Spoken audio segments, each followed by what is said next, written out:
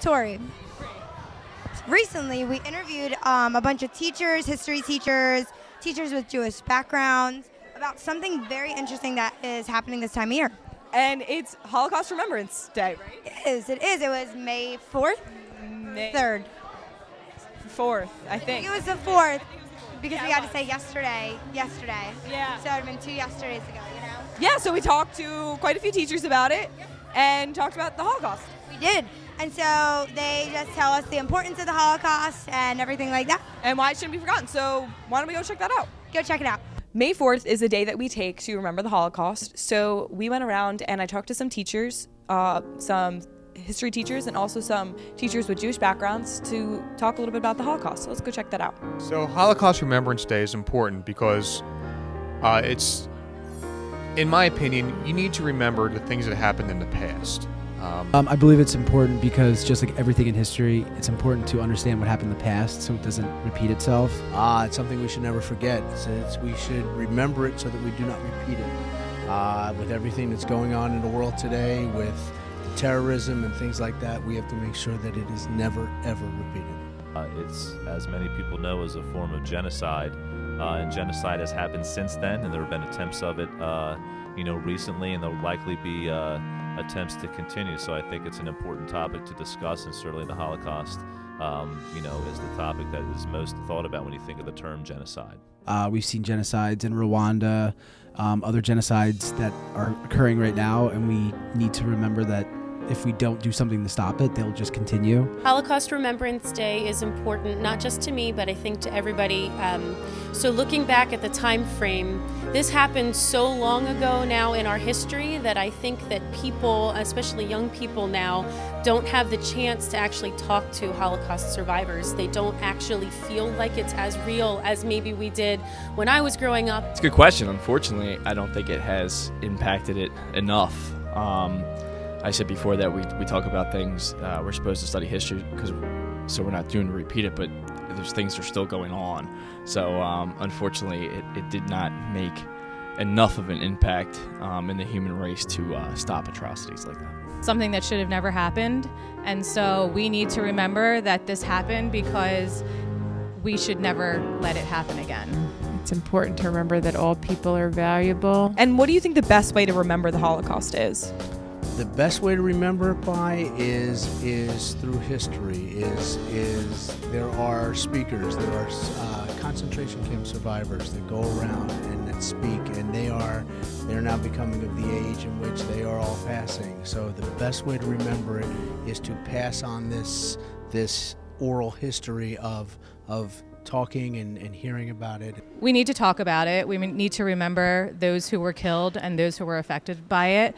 And again, we need to make sure that things like this never happen again. It's important because of the significance of the event. If you look at what happened, so many years ago, the number of people that were killed, over 6 million Jews died in the Holocaust, and the further we get in history, the further it's in the rearview mirror. So I think it's something that we kind of have to keep on the map and ensure, the kids learn about it.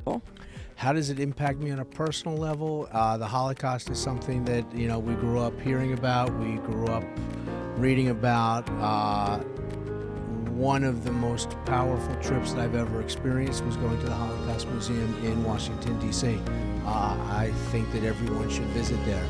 When you see 30,000 pairs of shoes of kids that were destroyed, it has a real big impact.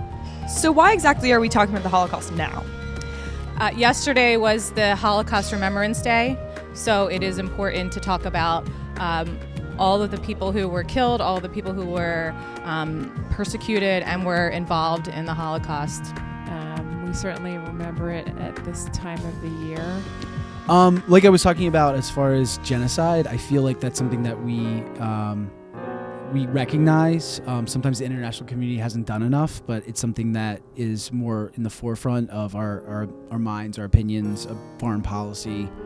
Well, it's important, obviously, because it was such a horrible thing that happened. But it's like anything with history. If you don't study it, you're doomed to repeat it. So it's something that we should always study.